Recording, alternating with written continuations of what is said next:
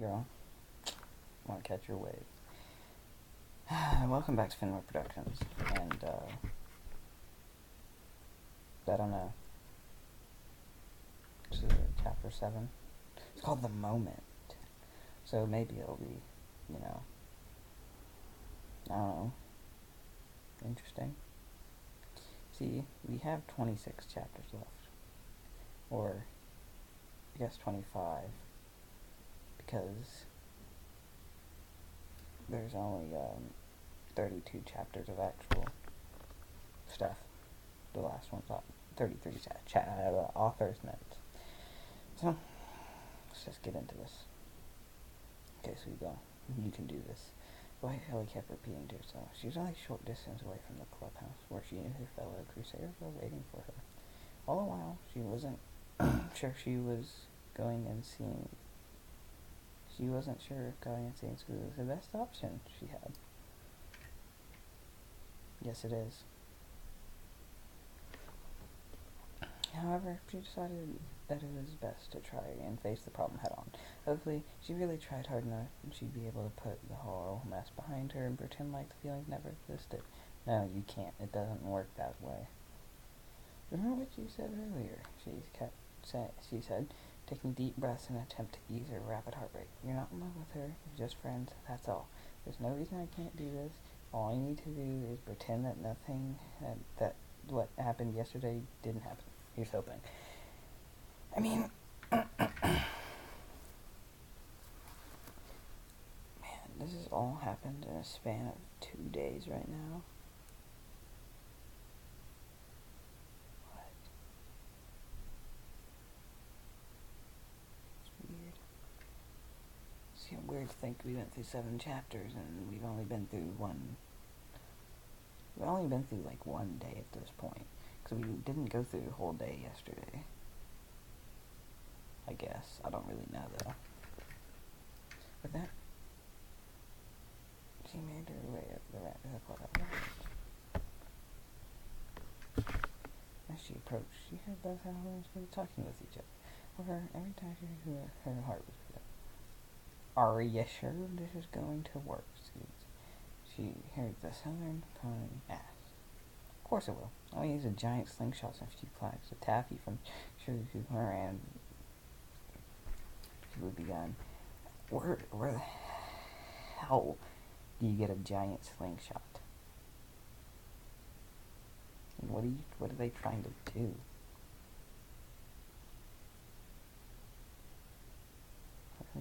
Really? I won't process it. Well, if you had a better idea, then please share. Damn. She had walked in to see the two of them going over some sort of drawing school had made. All the while, her heart kept beating rapidly.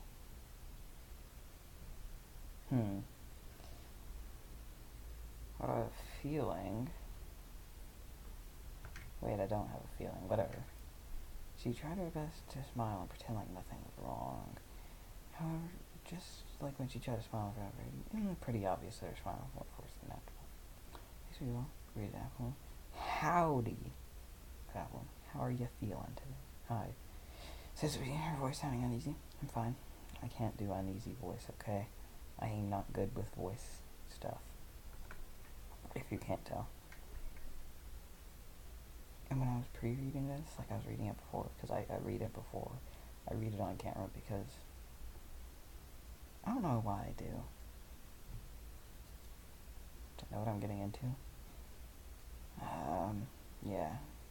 Decidedly, I couldn't get Chase on board for this. Yeah. So, good to hear, said the refrain. We were both worried about you. Glad to hear you're feeling better today because school got interrupted. Because today I have a great idea to get us our cutie marks. I still don't understand what that is, but so from what I've gathered, let's use our context clues here. They keep doing stuff like bungee jumping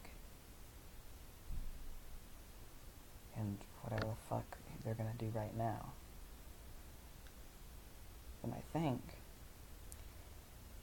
it's something they good at. That's just using my brain a little. That's probably not what it is, but who cares? By the way, you know where we can get a giant slingshot? I mean, yeah, I bet you could. No, you probably couldn't make one. She shook her head, trying her best not to stare in Scoo's eyes. She knew once their eyes connected, she'd end up staring again. Oh, for Pete's sakes, will you forget the darn slingshot? She argued at home. She has the right idea. Because whatever's gonna happen here with a giant slingshot, it ain't gonna work. It ain't gonna work. You know just as well as I do. Maybe not, said the orange bear, but it can't hurt to try. What have we got to lose? I mean, your life, maybe. You could probably see a giant slingshot seems a little dangerous. I agree, says Vito, directing your attention to something on the floor. It's worth a shot, whatever it is you're planning on doing with it. See, Vito's got the right idea. Said, can't read. So what are we waiting for? Let's go find that slingshot. I'm gonna just face it. Again, the fuck do you find a big giant slingshot? Carries at a hardware store? So, said the unicorn, turning to look at the ceiling. This doesn't seem natural. Why would you just look at the ceiling when you're standing there? And she turned to look at the ceiling? She, turned her head, body? Whatever. Any idea where we can find one? We would have to hoof on her chin. Well, we probably won't find one, so we're gonna have to make one. We can go to the supply store and see if they have giant rubber bands or something. You say so. Well, just don't say I didn't warn you when it doesn't work.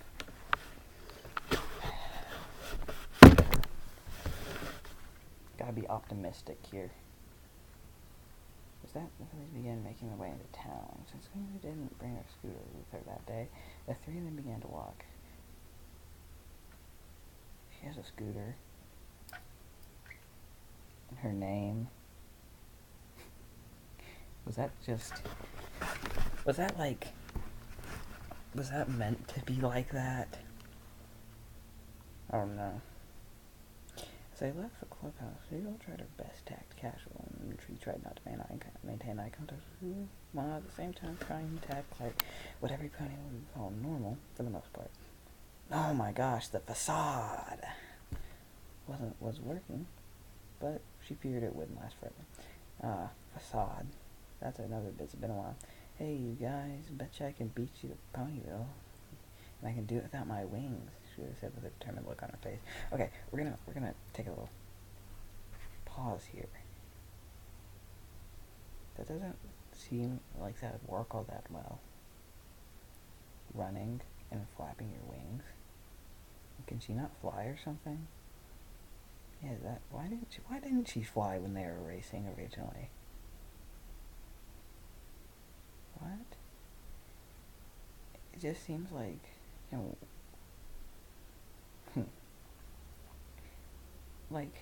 doesn't seem like running and flapping your wings would be beneficial. Whatever. Oh yeah? Said the other pony? You're on. We can beat you, right, Sweetie? Okay. Said Sweetie Belle, with an uneasy tone in her voice. She wasn't sure if racing was the best thing for her right now, but she figured it was better to try than to have them suspect it. So something was wrong. Two fillies lined up next to each other in a dirt path that led to town. I cannot read. They all got ready to run as fast as they could, while Scooter and Apple exchanged challenging and determined looks at one another. She all kept her eyes forward, mainly avoiding looking at the orange pegs and said, "On your mark, get set," said Apple and go. Three of them began galloping as fast as they could down the dirt roads towards Ponyville. At the moment, Scooter was in the lead. She followed closely by Apple and Sweetville. Trying as the two fillies might, they couldn't keep up with the orange Pegasus. She fast, apparently. She, like I said, she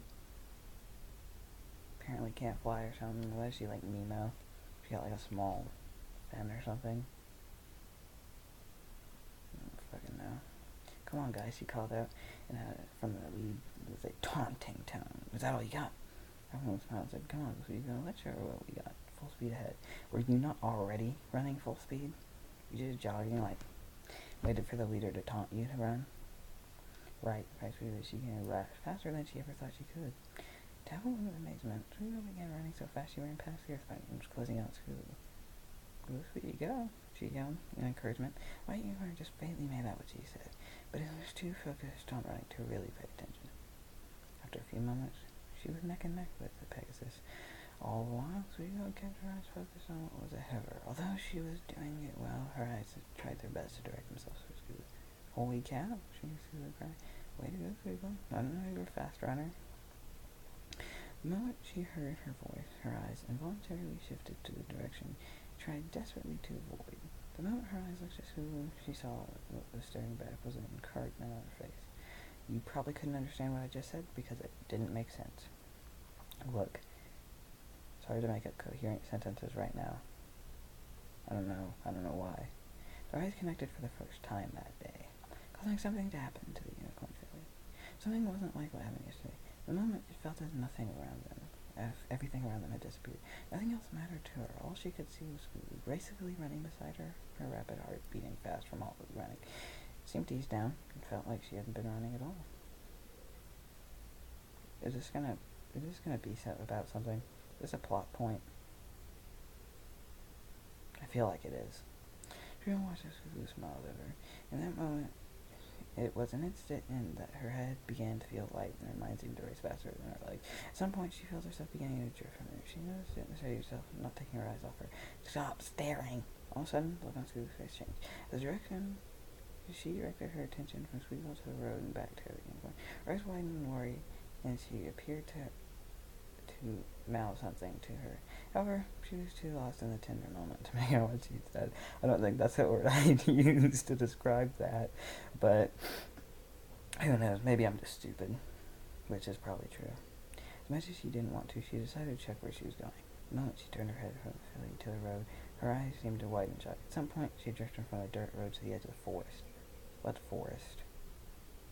Before she had time to think, let alone react, she ran full force in the tree that was directly in front of her. Ow.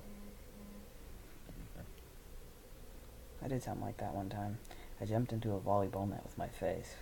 It hurt, but both Sweetie and Apple skidded to a halt, with worried looks on their faces. Galloped back to her. "Sweetie Belle, she cried.